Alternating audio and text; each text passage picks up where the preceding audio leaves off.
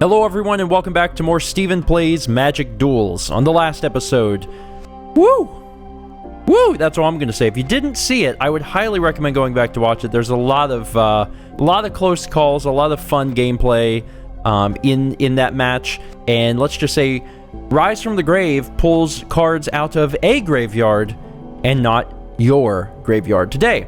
Going into the third mission in Liliana Vess's story arc, your return to Dominaria is not as covert as you'd hoped. The wind stirs, and you hear the beat of wings. You look up to see an angel descending in your path. Like you, she seems unwilling to alter her course. Let's get started then. So, now we are a sorceress of the dark magics, of black, of necromancy and things of the like. So, black and white don't really get along that well, and that's not commentary on issues of today. That is commentary on the image that you're seeing right in front of you. Angels and users of necromancy are constantly at clash, and it looks like we're going to see that here today on Magic Duels. Liliana versus an Archangel. This is going to be kind of interesting, though, because you actually get to see black versus white magic. I have one swamp, so I'm thinking no. What is this? Butcher Ghoul. 1/1 zombie creature with Undying. When this creature dies, if it had no +1/+1 counters on it, return to the battlefield under its owner's control with a +1/+1 counter on it. Pretty cool feature. Shambling Ghoul, which we've seen before, Nantuko Husk, which we've seen before, the Gravedigger, which we've seen before, and all these which we've seen before. Great hand, but one swamp, and that's scary. Draw new hand. Okay. Well, this didn't really help. Yeah, this is problematic, man. I don't want to go to 6 cards. And a lot of my hand is low cost. I've got a bunch of 2-cost creatures. I get a 3-cost creature. This is a different card. Corrupt. Sorcery. Costs 6. Corrupt deals damage equal to the number of swamps you control to target creature or player. You gain life equal to the damage dealt this way. Extremely powerful card. Although we need at least 6 to cast it, and then obviously more would be better. I'm going to keep this hand, but I am not feeling it. And if I don't draw a swamp, then I'm going to be in trouble real quick. So I'm keeping this really against my better judgment. And that would probably be the kind of hand that I would elect to not play first. I would say, no, you go ahead. I'll play second. Because I would rather play second, and please give me a land. Oh, God. Well, so it begins. I missed a land drop. Now, once I get to 2 land, I can start playing some of this stuff. But I'm already starting to kind of regret my decision to not go down to 6 cards. The problem is I had a lot of good stuff, and a lot of it is low cost, but I need a land. There we go. Alright, now hopefully I didn't lose the match because of that, but I'm probably not. If I had to guess, probably not. I could get the Butcher Ghoul in, get it in there to block, come back with a counter. Wouldn't be so bad. The Shambling Ghoul could go in, but he's going to take an extra turn. I'd rather go ahead and get this guy out. He can go ahead and die and come back. Would not be a bad thing. Go to the attack step. I'm summoning sick. End step. Let's see what the Archangel's got up her sleeve. Another planes in. Gonna swing for 2. Yeah, I'm just gonna block. Just gonna go ahead and block and come back as a 2/2. The Undying thing is kind of sweet. So I go to the graveyard, but then I come back, and now I'm bigger than ever. What you got there? A Banisher Priest. When Banisher Priest enters the battlefield, exile target creature an opponent controls until Banisher Priest leaves the battlefield. A creature returns under its owner's control. This is actually kind of interesting. Don't get me wrong, this happening is not great, and I don't know if we've really explained exile, but exile basically means to take out of the game. It's not removed from the game, it's just in, like, another world type thing. So, we're going to lose our guy, and Banisher Priest is going to chill here. But if we kill Banisher Priest, we'll get our guy back. The thing is, when our guy comes back, any counters that they had are removed. So it's going to come back as a 1-1. But it also means that its Undying thing will work again, which is kind of neat. Kind of helpful for us, to be honest. So it's got a 2-2 Banisher Priest and a 2-2 otherwise. I think I'll get in another tapped guy. Yeah, let's go ahead and put that thing out there. I could also use Bone Splinters to sack my guy, because what's the exact ruling on this? When it dies, if it had no 1-1, yeah, yep. That's what I'm kind of thinking. I could kill my guy now and get a 2-2 immediately. So I think I will kill the Banisher Priest off. So, that'll work great. I'll kill off my guy, who comes back as a 2-2. It kills Banisher Priest, and I get my guy back.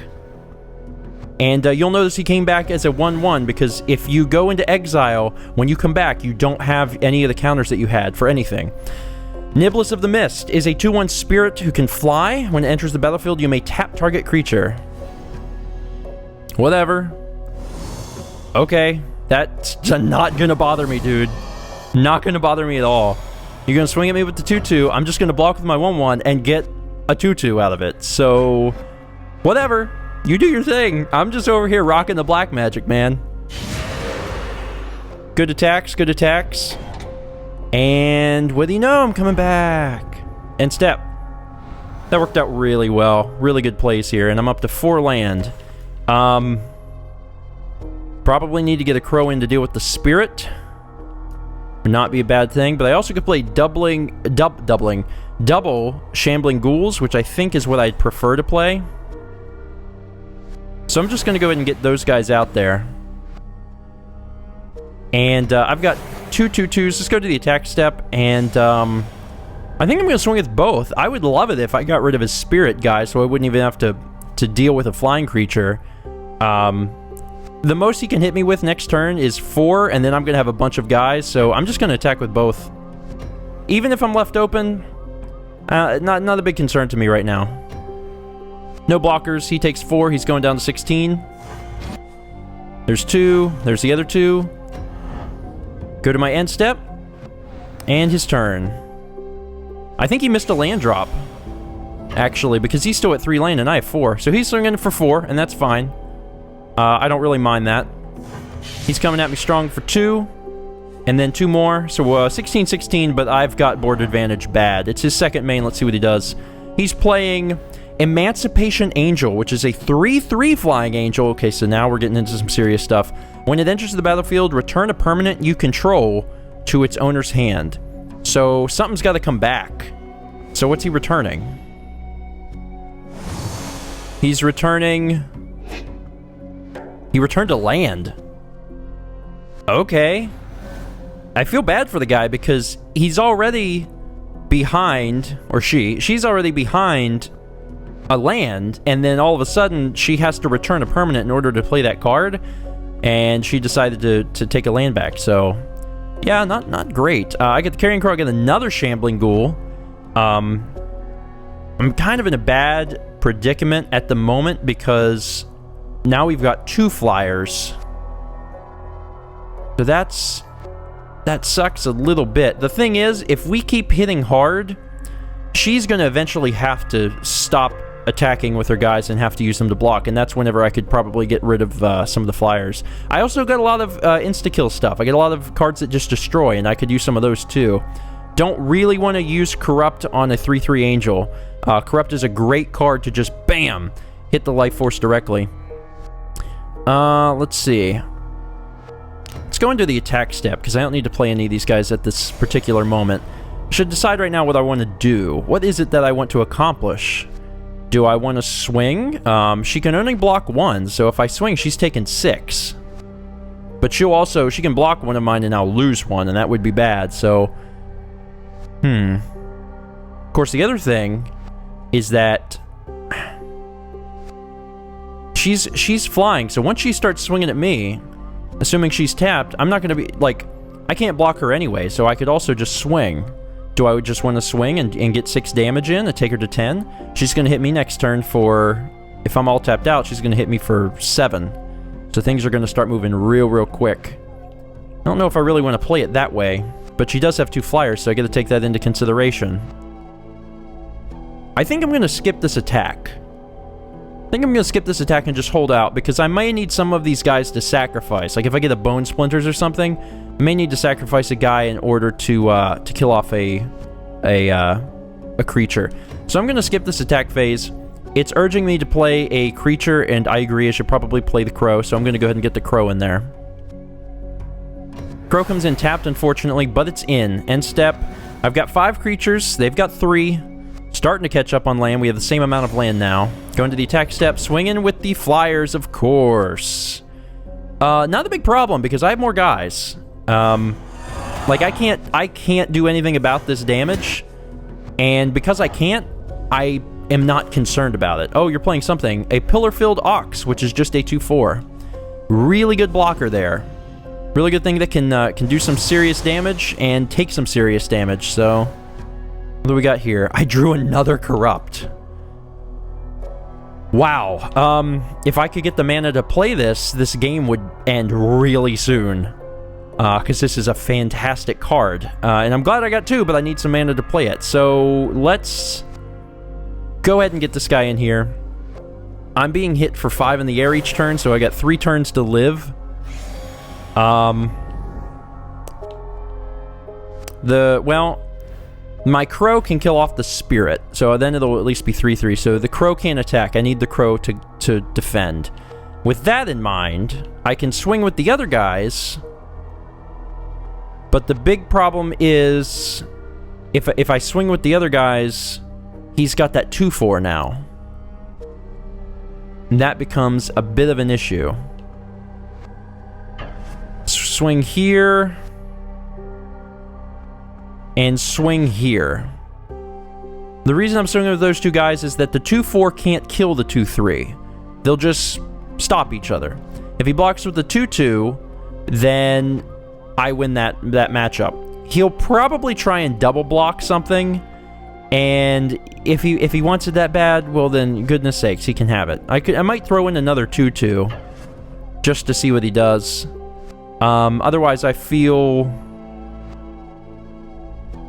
pretty good about this. Just taking a look at all the creatures I have. The 2/2 is going to block the 2/1. He's going to be swinging at me. That's the only thing. He's going to be swinging at me next turn for quite a bit if he doesn't block this. I suspect he will, but if he doesn't, maybe I want to withdraw this guy. I'll withdraw this guy, just to use him as a chump blocker in case I need to. We'll swing with these, see what happens. Who you can block with? He's choosing to block with 1. And that's fine. So I do 2 damage to the Archangel. These guys hit each other, but no one dies. End step. Still got 3 untapped guys to block with. Feeling pretty good about myself. Oh, okay. Hello. Gracious. Well, the first thing that I said I was going to do is I was going to block his flyer with my flyer. We can trade them. That's fine. I don't mind trading these guys either. They can trade. As far as the other stuff, I'm gonna take 5 if I don't block the Pillar-Filled Ox. But I'm kind of okay with that. I don't mind taking 5. Let's confirm block. I'm gonna keep this guy behind. Plus, how many guys am I gonna lose here? I'm gonna lose 1 and 2. I'm fine with this. I'm gonna confirm blocks. What you got? Enshrouding Mist. Target creature gets +1/+1 until end of turn. Prevent all damage that would be dealt to it this turn. If it's renowned, untap it. So, of course, there's a little trick up its sleeve. Who's it using this on? It's going to the 2/1 flyer. That's a little upsetting. So a lot of stuff happens, some people die, and I lose my crow. Well, that's a thing. During its second main, the Archangel uses another 2/2 Glory Seeker. Well, this kind of sucks, because I'm down to 6 life. I really need to play Corrupt, but I don't have the land for it. I do have Altar's Reap, And Altar's Reap is probably going to give me the necessary cards to actually do some stuff, so maybe I should get on that. God. Yeah, I need to... I can't believe he still has those stupid flyers. But I don't really have a choice. It's going to be close. I basically need... If I can play Corrupt, it'll be fine, because I'll gain life. But I can't gain life unless I get 2 more land. But I can't get land unless I draw cards. So it seems like the best solution right now is to play Altar's Reap and to actually get some cards. Do I want to attack? No, I don't see a reason to attack. I mean, if one's going to get sacrificed, though, I guess I might as well... Yeah, I guess I might as well swing with a 2-3 then. Yeah, that's what I'm going to do. I'm going to swing with a 2-3 and confirm attack. If it blocks with a 2-2, it loses the 2-2. Whatever, it doesn't matter. So let's confirm this, get this going. See what he does. If he doesn't block, then he takes 2. So I at least got 2 damage on him. So 2 damage goes in, takes him down to 12. And then during my second main, I will now sacrifice that creature. He did his job, and I need some cards. I really need a swamp. I got 1. So let's get a swamp down and a extra blocker. Thank you very much. That worked out alright, but I really need to top deck a swamp next turn. Like, in fact, I think I may have to. Like, if I don't top deck a swamp, I think I'll lose the game because my life will be too low. I can't block, so I'm taking 5. So it really comes down to this draw. That's actually what the entire game comes down to. Black has been a tough battle. It's been very, very hard. And if I don't draw a swamp, I will lose the game. But I drew a swamp. Swamp goes in. I have got to corrupt these Sons of Guns.